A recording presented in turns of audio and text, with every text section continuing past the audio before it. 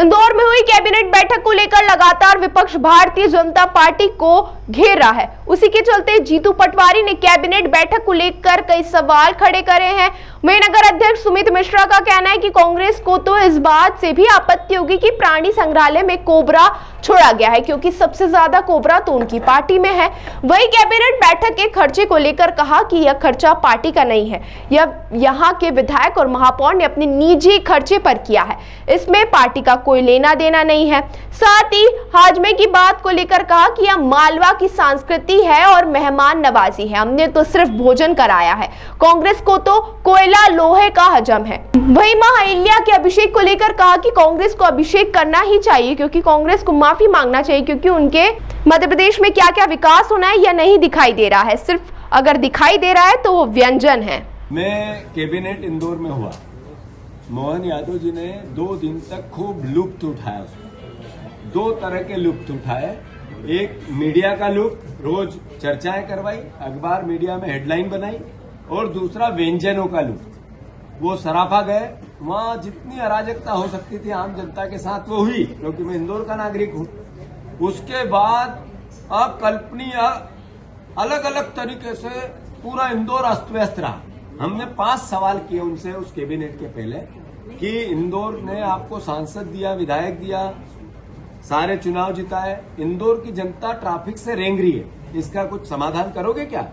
एक भी कैबिनेट में एक शब्द भी नहीं बोला गया। फिर 2000 करोड़ रुपया इंदौर में नगर निगम में इस बात का खा लिया गया कि काम कराएंगे, सड़क बनाएंगे, नाली बनाएंगे। नकली फाइल बनी, उसमें पार्षद से लेके MIC से लेके अधिकारी सब लिख 2000 करोड़ रुपए खा गए। एक शब्द भी इस पे कैबिनेट में बात नहीं। उन्होंने वहां पर मां अहिल्या की नगरी में ये कैबिनेट की, उनकी पहचान थी न्याय की। अपने बेटे को हाथियों के नीचे चुनवा दिया इसलिए कि न्याय करना चाहती थी, अराजकता और अन्याय के खिलाफ थी। पर मोहन यादव के पास सेना का अपमान करने वाले वो देवड़ा जी बैठे थे, एक मंत्री का उनने इस्तीफा नहीं लिया। न्याय का अहिल्या माता के चरणों में जाना है पर न्याय नहीं करना। फिर मैंने उनसे आग्रह किया था कि मोहन यादव जी, आपको ये बताना पड़ेगा इस प्रदेश की जनता को कि इंदौर में अगर आप तो नशे में मेरा इंदौर का युवा क्यों है? कैलाश विजयवर्गीय हर बार कहते थे, कई बार उन्होंने भाषण में कहा कि ठाकुर के हाथ बंधे हुए हैं, मैं तो शोले का ठाकुर हूं। उन्होंने कहा नशे के खिलाफ युद्ध करना है, नशे के खिलाफ लड़ाई लड़ना है। मैं उनको साधुवाद देना चाहता हूं, उनने अच्छी पहल की, पर हुआ क्या? 1 साल में 1.5 साल में हुआ क्या? सिर्फ हेडलाइन बनाई गई। आज सबसे ज्यादा बुरी गत मध्य प्रदेश की तो है ही देश में, पर देश में इंदौर की है, तो मैं मानता हूं उस पर एक भी बात नहीं। पर हाँ, हमने देखा क्या? हमने देखा कि शाही अंदाज में भोजन चल रहा है, कटोरी के ऊपर कटोरी, कटोरी के ऊपर कटोरी, कटोरी पे कटोरी, 15-15, 20-20 कटोरी। तो कितना हाजमा अच्छा है इस सरकार का कि इतना सारा माल खा रहे हैं, तो समझो सरकार कितना खा रही है। थाली बता रही है कि सरकार कितना खा रही है। यहाँ पर अराजकता फैलाई गई है, कांग्रेस का कहना। देखिए, अब कांग्रेस को इंदौर के अंदर एक मेट्रोपोलियन सिटी आ रही है, इंदौर सहित आसपास के 4-5 बड़े शहर उससे जुड़ रहे हैं।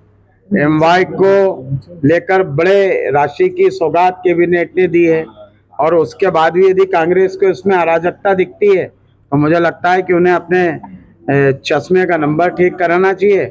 और रही माँ के अभिषेक की बात, तो माँ का अभिषेक तो कांग्रेसियों को करना ही चाहिए, और माँ से माफी मांगनी चाहिए जाके कि माँ, आपकी जन्म जयंती के तहत ये कैबिनेट थी और हमसे बड़ी भूल हो गई कि हम वहां जाकर नोटंकी कर रहे हैं या राजनीति कर रहे हैं। कांग्रेस को इस पर नोटंकी नहीं करना चाहिए, इस पर माननीय मुख्यमंत्री जी और पूरी सरकार को धन्यवाद देना चाहिए कि माँ ने पूरे देश में हमारा मान बढ़ाया है।